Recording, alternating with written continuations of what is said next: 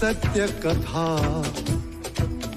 पुरुषार्थ कथा, सुनो सुनो सिद्धार्थ कथा। चढ़ते सूरज सा तेजवान वो कीर्तिमान, हुंकार भरे जब कूच करे, थर थर कांपे आसमान।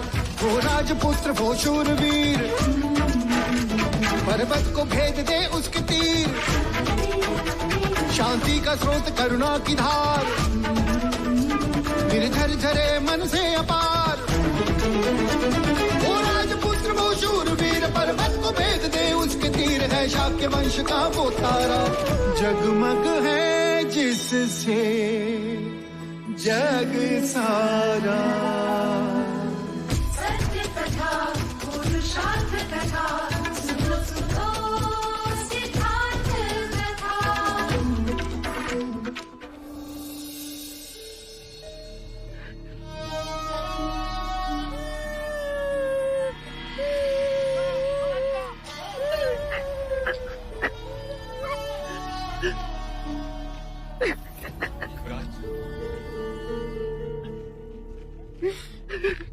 युवराज, यहाँ के अधिकांश घायलों को छावनी में ले जाया गया है और इतने लोग हैं कि एक दूसरे की सहायता कर सकते हैं।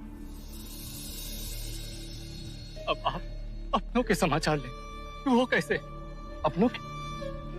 यहाँ कौन पड़ा है? सभी तो अपने। आपको महल जाना चाहिए युवराज, वहां सबको आपकी आवश्यकता होगी। पता नहीं वहां का क्या हाल होगा। महाराज, महादेवी, गोपाल, राहुल, नहीं।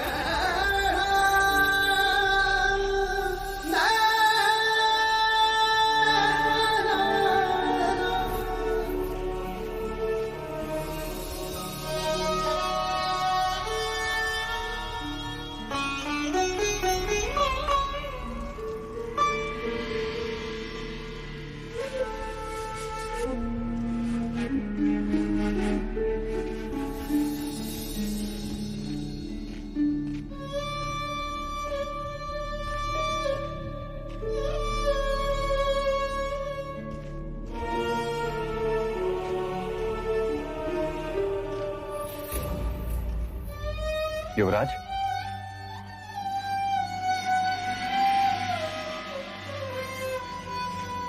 सिद्धार्थ, काकश, आप ये सब? तुम बताओ सिद्धार्थ, तुम कैसे हो? मार्ग में तुम्हारी बांदुल से मुठभेड़ तो नहीं हुई? नहीं काकश, मैं तो पहाड़ों के मार्ग से मगध पहुंचा था। यदि मुझे तनिक भी आभास होता है कि प्रसन्नजीत इस तरह से। सब कुछ अचानक हुआ युवराज, और वो भी 2 दिशाओं से आक्रमण, इसीलिए हमारी सेना बढ़ गई। शाक्यों की तलवारें अधिक नहीं थी, किंतु बलहीन भी नहीं थी। यदि आक्रमण एक और से हुआ था तो कौशल की पराजय निश्चित थी। हम सब तो साथ थे सिद्धार्थ, परंतु तुम अकेले, इसीलिए महल चिंतित था। आप तो जानते हैं काकश, मैं युद्ध रोकना चाहता था, इसीलिए तो प्रस्ताव लेकर मगध गया था। वो तो महाराज बिंबिसार के संदेश के कारण प्रसन्नजीत रुक गया, अन्यथा। काकश, माँ, काकी माँ, सब कहाँ हैं? सुरक्षित है, सारा महल सुरक्षित है सिद्धार्थ। और महाराज? सिद्धार्थ,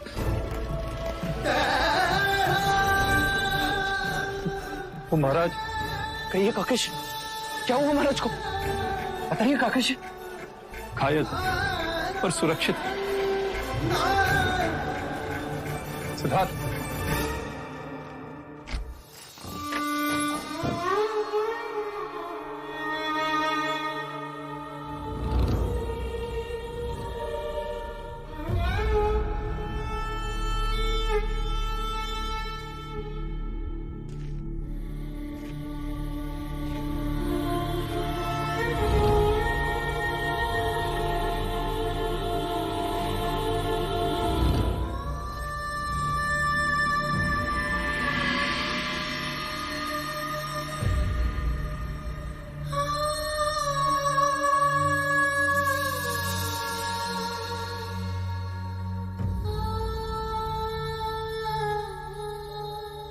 पिताश्री।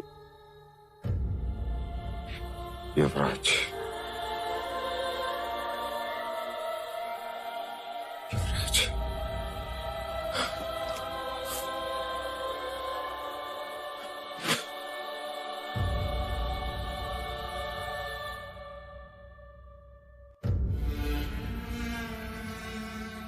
तुम्हें सकुशल देखकर मुझे प्रसन्नता हुई पुत्र।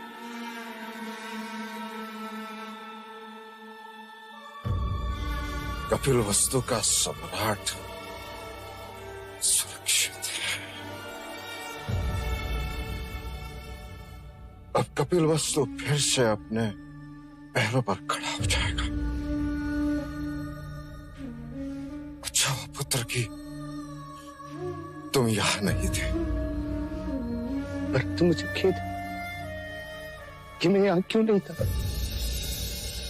अन्यथा मैं युद्ध होने नहीं देता पिताश्री।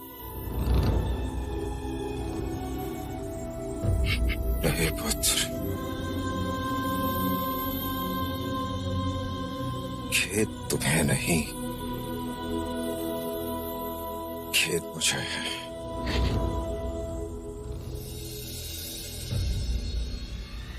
अश्वमेध के युद्ध में प्रसन्नजीत का शिरच्छेद कर दिया होता तो ये युद्ध ही नहीं होता।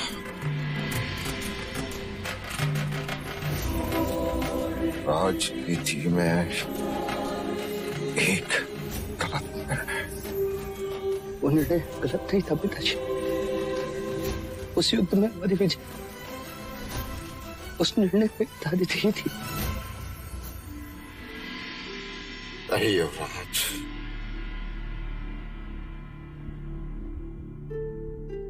जिस तरह जंगल के प्राणियों की अपनी राजनीति है, जो बलवान वही जीतता, उसी तरह राजनीति भी एक जंगल है। जो बलवान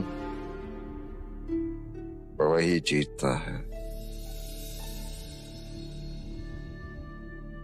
सांप पालतू नहीं होता,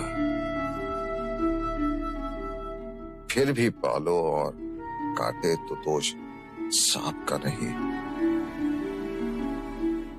पालने वाले का होता है पुत्र, पालने वाले का होता है।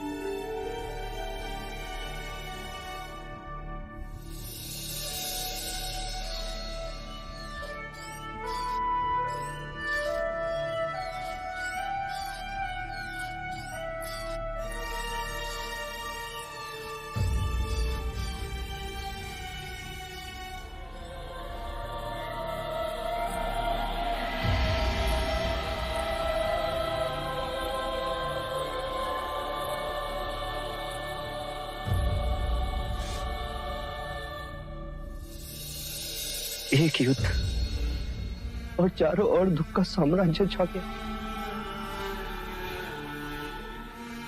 मनुष्य सोचता कुछ है और होता कुछ और है।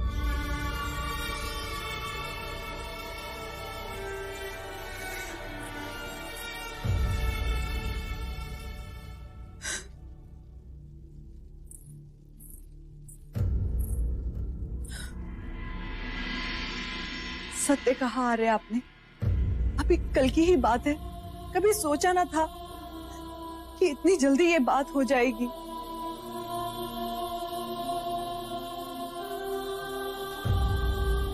आपने पूछा नहीं आर्य कि क्या हुआ?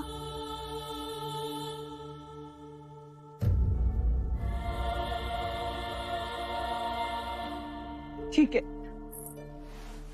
चलो मैं ही बता देती हूँ। कल राहुल पहली बार घुटनों के बल चला और फिर रोने लगा। जब मैंने उसे पुकारा तो यूं हाथों के बल सर उठाकर मुझे देखने लगा और फिर हंस पड़ा।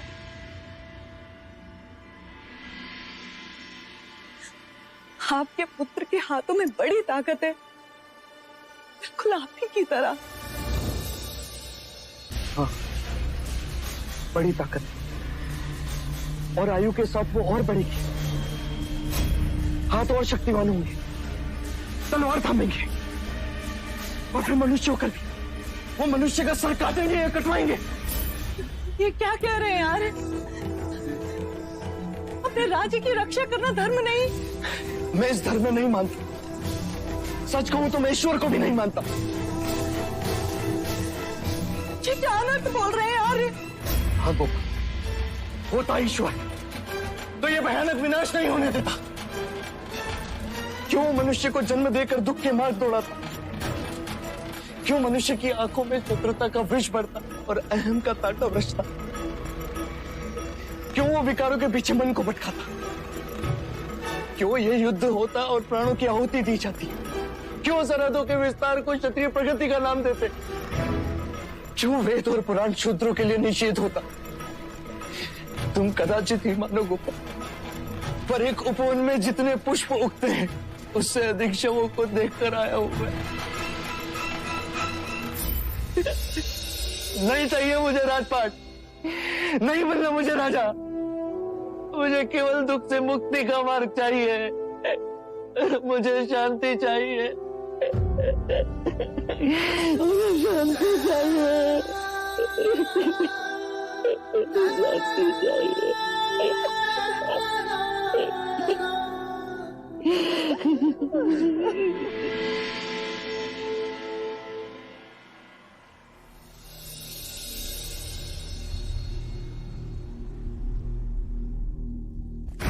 युवराज सिद्धार्थ पधार रहे हैं।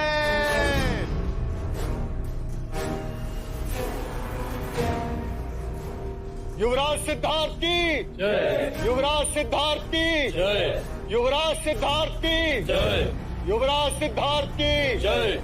युवराज सिद्धार्थ की जय। मुझे दुख है, जब आप सब लोग ये सह रहे थे तब मैं यहां उपस्थित नहीं था। क्षमा करें मुझे। इसमें दुखी होने की क्या बात है युवराज सिद्धार्थ? हमें तो प्रसन्नता है कि आप राजा बिंबिसार के यहाँ थे। हाँ युवराज, अब हम मगध नरेश की सहायता से उस प्रसन्न जीत का सर उसके धड़ से अलग कर देंगे।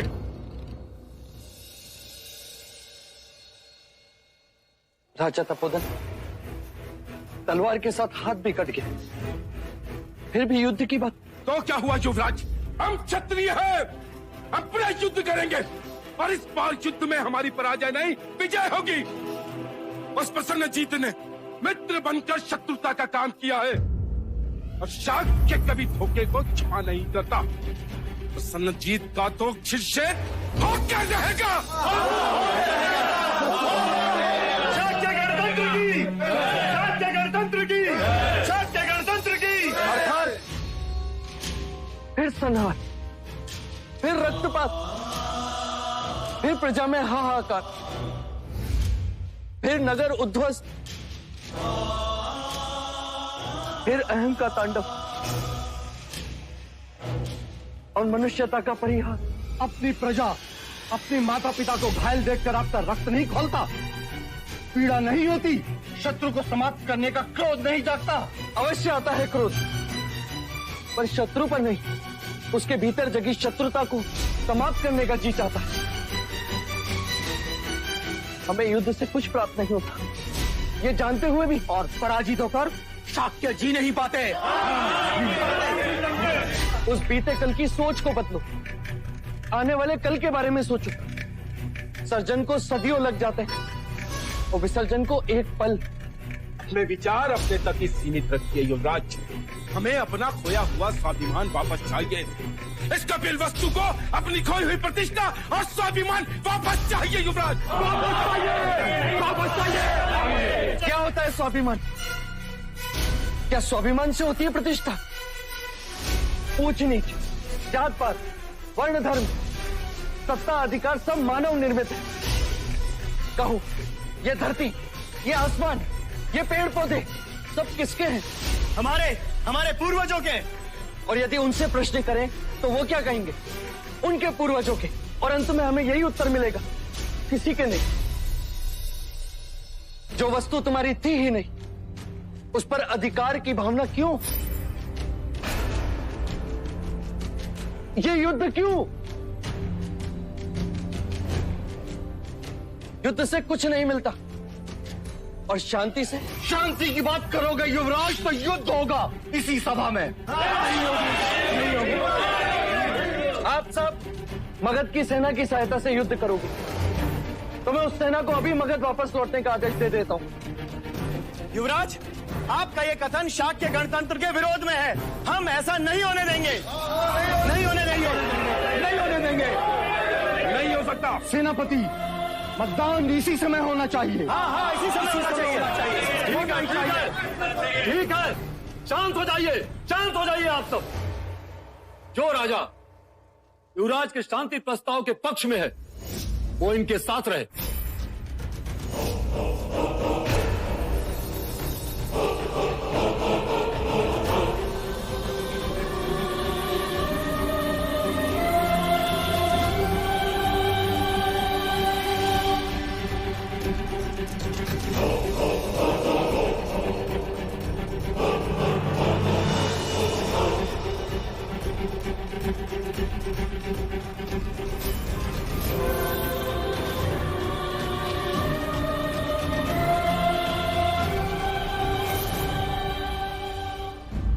युवराज, महाराज शुद्धोधन यहाँ होते तो वो भी युद्ध के पक्ष में ही होते। राजनीति भी एक जंगल है, जो बलवान वही जीतता है।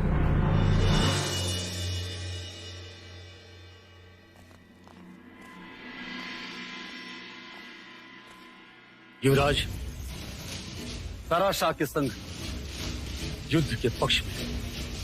अब निर्णय आपको करना है कि आप इनके पक्ष में हैं या नहीं।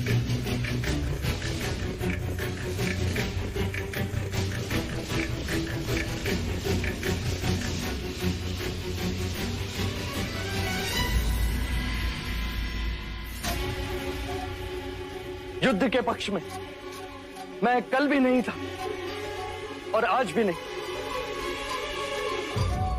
यदि आप शाक्य संघ के पक्ष में नहीं हैं, तो आपको अपने सभापद से त्याग करना होगा।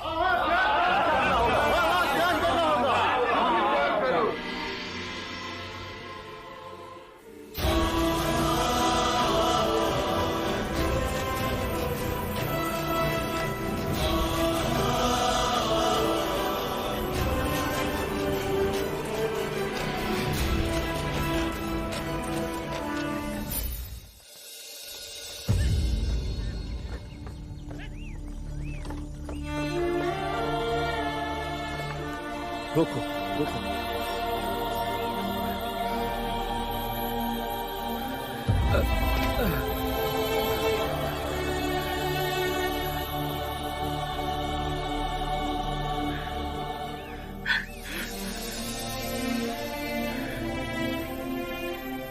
कौन हो भाई?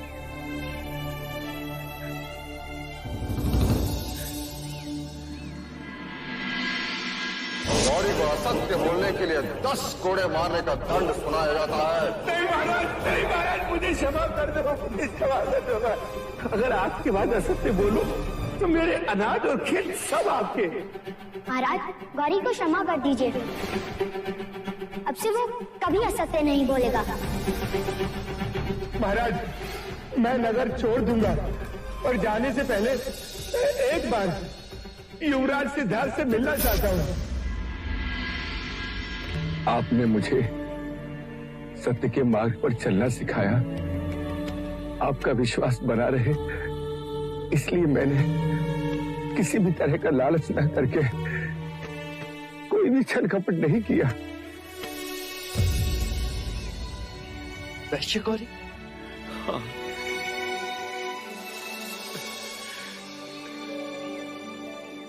जी हाँ युवराज, वही वैश्य गौरी जिसे सारे नगर ने अपराधी घोषित किया, और आपने मेरी सहायता की, मुझे जीने का अवसर प्रदान किया।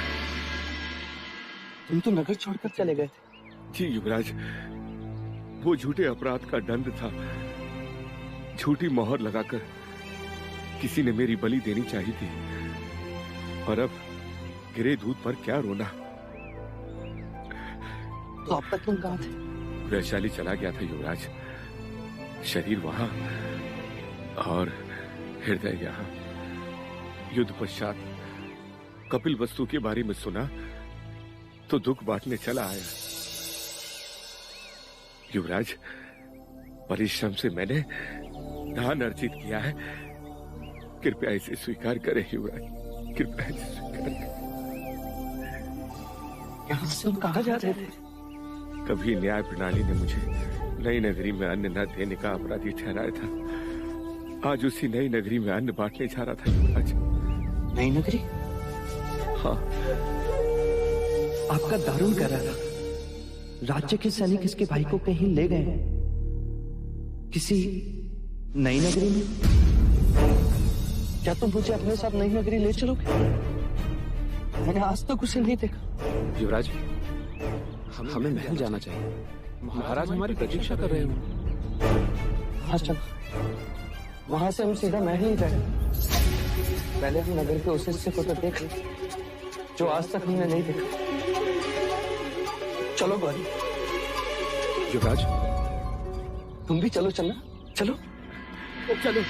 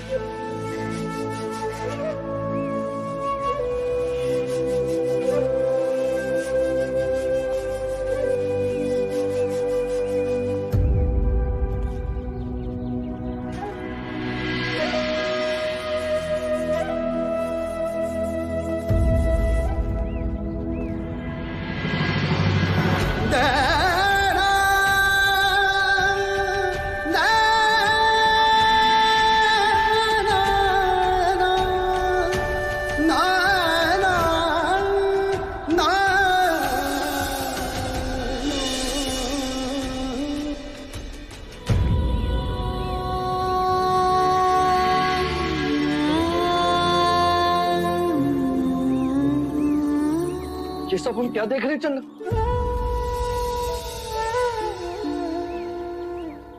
ये सभी अपने पूर्व जन्मों के कर्म फल भोग रहे हैं युवराज। कर्मफल? पर कर्मफल से तो मनुष्य धनिक बनता है या दरिद्र, ये सुना है। पर ये मनुष्य क्या ये भी कर्मफल का परिणाम है? नहीं युवराज, ये जरावस्था, वृद्धावस्था, जो अमीर और गरीब सभी के जीवन में आती है। वृद्धावस्था धनिक और निर्धन में भेद नहीं करती। तो क्या सब इस अवस्था से गुजरता है? मैं भी, तुम भी? हाँ युवराज, जन्म लेने वाला प्रत्येक मनुष्य आयु के अंतिम चरण में इस अवस्था से गुजरता है। जब यौवन समाप्त होता है, जब इंद्रियां साथ नहीं देती, बचपन, युवानी और वृद्धावस्था, यही जीवन के क्रम है। वृद्धावस्था? रुक जाइए, रुक जाइए, रुक जाइए! क्यों मार रहे हैं आप इसे?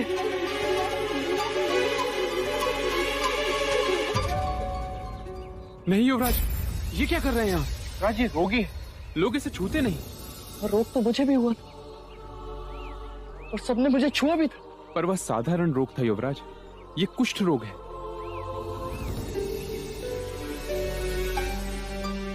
कुष्ठ रोग?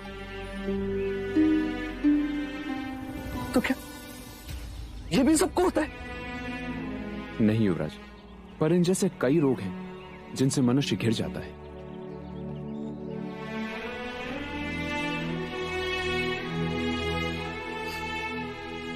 कर्मफल से दरिद्रता मिलती है, कर्मफल से मनुष्य रोगी होता है। क्या ऐसा कोई मार्ग नहीं जिससे कर्मफल को बदला जा सके, जिससे संसार के सारे दुखों को हम मिटा सके, जिससे यौवन और धन चिरंजीवी हो जाए? कैसे होगा चिरंजीवी जब तक तुम जैसे जन्म लेते रहेंगे?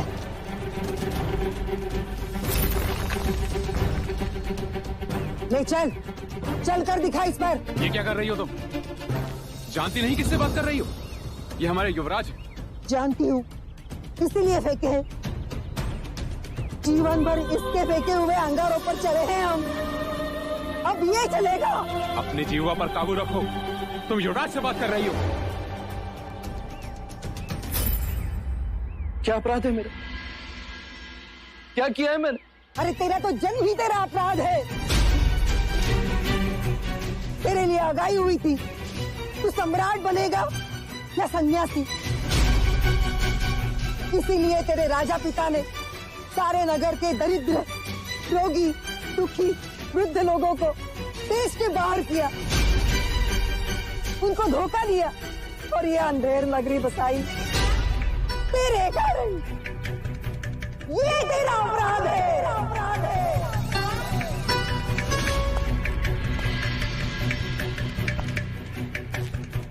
पर ऐसा क्यों? अरे कोई दुख तेरे आंखों के सामने नहीं आए और तू बैरागी ना बने, इसलिए हम सब तो अपने आंसुओं में डूब गए, केवल तेरे कारण।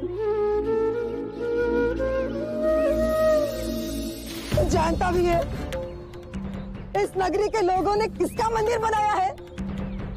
यम का मंदिर बनाया है, ताकि वो प्रसन्न हो और हमें इस यातना से छुटकारा मिले।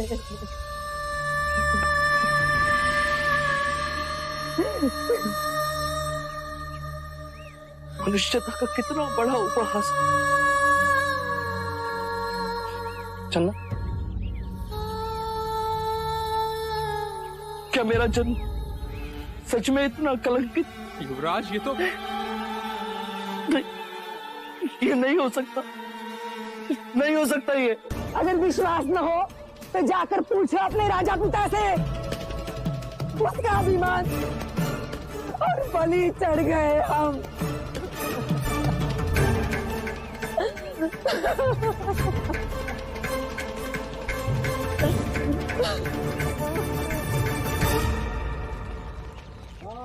सत्य, सत्य, सत्य, सत्य, सत्य, सत्य, सत्य, सत्य, सत्य, सत्य, सत्य, सत्य, सत्य, सत्य, सत्य, सत्य, सत्य। कहिए महाराज, और कितने वेद छिपाए आपने? ना मुझे मेरी माँ के विषय में बताया, ना नई नगरी के बारे में। एक बार भी आपने ये नहीं सोचा कि जब आपका पुत्र बड़ा होगा और जानेगा, उसके कारण कितने लोग बेघर हो गए, कितने लोगों को नगर बाहर निकाल दिया गया था, तो वो क्या सोचेगा? क्या कभी वो स्वयं को क्षमा कर पाएगा?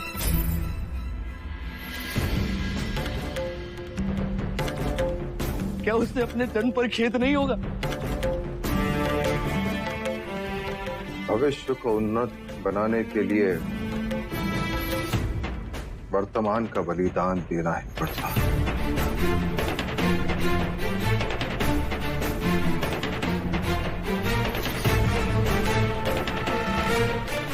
अब तुम सम्राट बनोगे तो न जाने कितने लोगों के घर बसाओगे, उन्नति लाओगे। एक योग्य राजा भाग्य से मिलता है प्रजा को, और मैं तुम्हें राजा ही बनाना चाहता था। और एक योग्य राजा देने की इच्छा आप बुरे शासक बन गए पिताजी। पूरी एक पीढ़ी को नर्क भेज दिया। सिद्धार्थ, इन्होंने जो किया वो इसलिए किया कि दुख तुम तक ना पहुंचे। पर दुख तो पहुंच ही गया ना मां। उन सबके दुखों का बोझ मैं अपने कंधों पर उठाकर चल रहा हूं।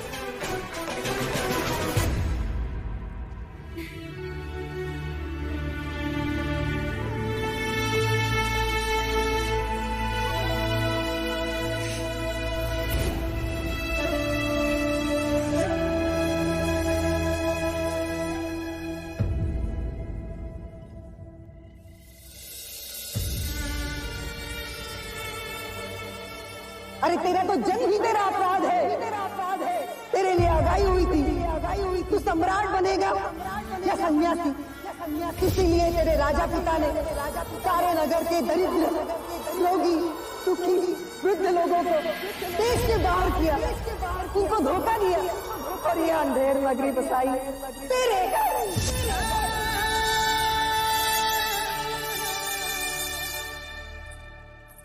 आर्य, आर्य,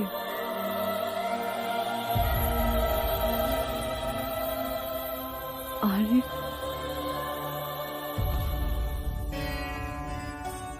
मैं राजा बनना नहीं चाहता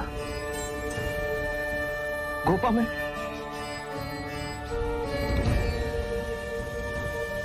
ये क्या बात कर रहे हो? किस विपदा से घिरे हो आर्य? इतने विचारधीन कि 2 बार पुकारने पर उत्तर भी नहीं दिया। मेरे प्रश्न ही अब मेरे लिए यम बन रहे हैं गोपा। न जाने वो कब मेरी सांसें घोटती। क्या हुआ? ऐसी क्या घटना हुई? न जाने मेरे आसपास असत्य की कितनी परतें जो एक के बाद एक खुलती जा रही। जब सब खेल रहे थे तब मुझे महल से बाहर जाने की अनुमति नहीं थी। मुझे बाहर जाने क्यों नहीं थी? वो सत्य आज उजागर हुआ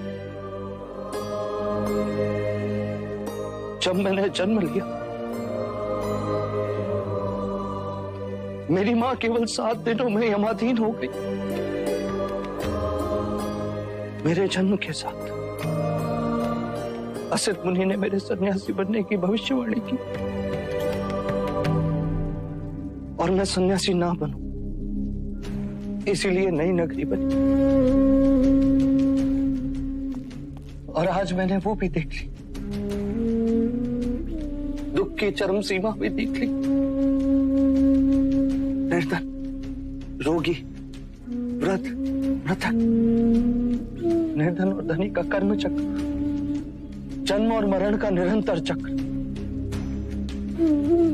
मृत्यु सभी को आनी है गोपा, चाहे वो निर्धन हो या धनी, वृद्धत्व किसी को नहीं छोड़ता, ना ब्राह्मण को, न क्षत्रिय को, न वैश्य को, न शूद्र को। मैंने उन वृद्धों की झुर्रियों में लिखे दुखों को पढ़ लिया है को, और अब स्वयं अपने ही जन्म को कोसने लगा।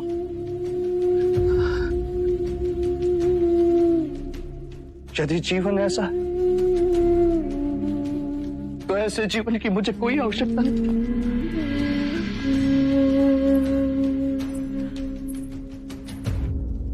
सोच को इतनी सीमित ना बनाओ आर्य कि दुख के आगे देख ना सको। आपने जीवन के बारे में जाना, पर ये क्यों भूल गए कि जीवन में प्रेम भी है और विश्वास भी। स्नेह से सारी पीड़ाएं नष्ट होती हैं। माना कि दुख से जीवन में संघर्ष है, पर प्रेम दुख पर भारी है। देखो, मेरे जीवन में आप हो, आप मुझसे स्नेह करती हो और मैं आपसे, और यही प्रेम दुखों से संघर्ष करने की शक्ति देता है। मैं जब भी उदास होती हूँ, राहुल का चेहरा देखती हूँ और फिर दुख दिखाई ही नहीं देता। स्नेह और विश्वास सृष्टि की नींव है। हाँ। कहाँ जा रहे हो आर्य? राहुल को देखा।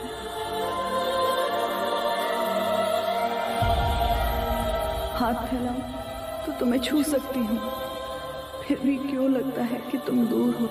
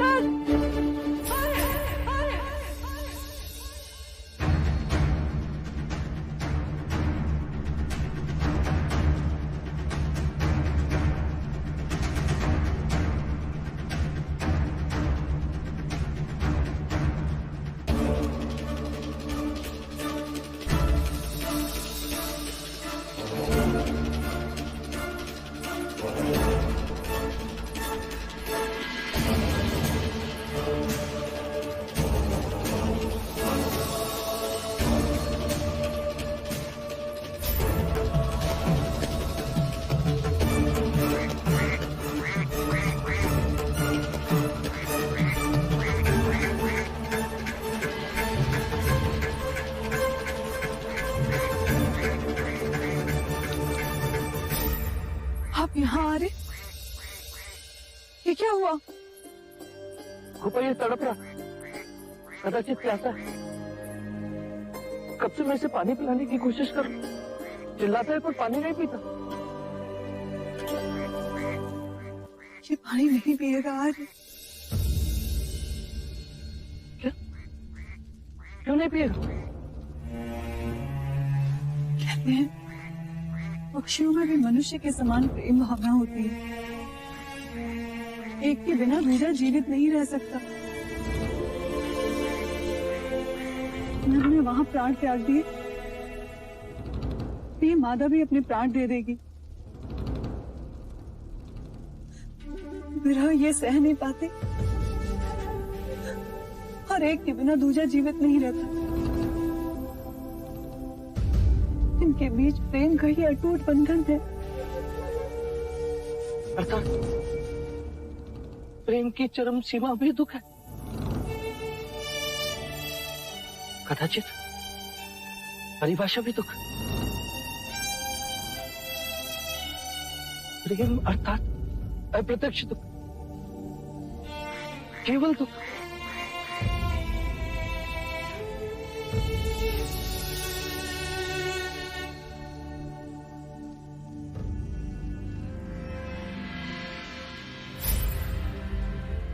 गोपा,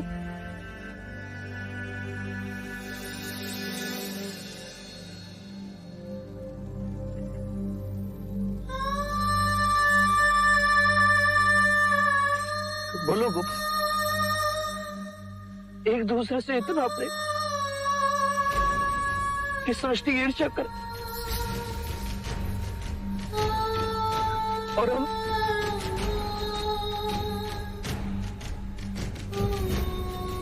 तुम कह रही थी कि प्रेम दुख से परे। वो पापड़ में कह रहा हूं, प्रेम की चरम सीमा भी दुख है। सुख क्षणिक है, दुख सर्वोपरि, प्रेम भ्रम और विरह सनातन है।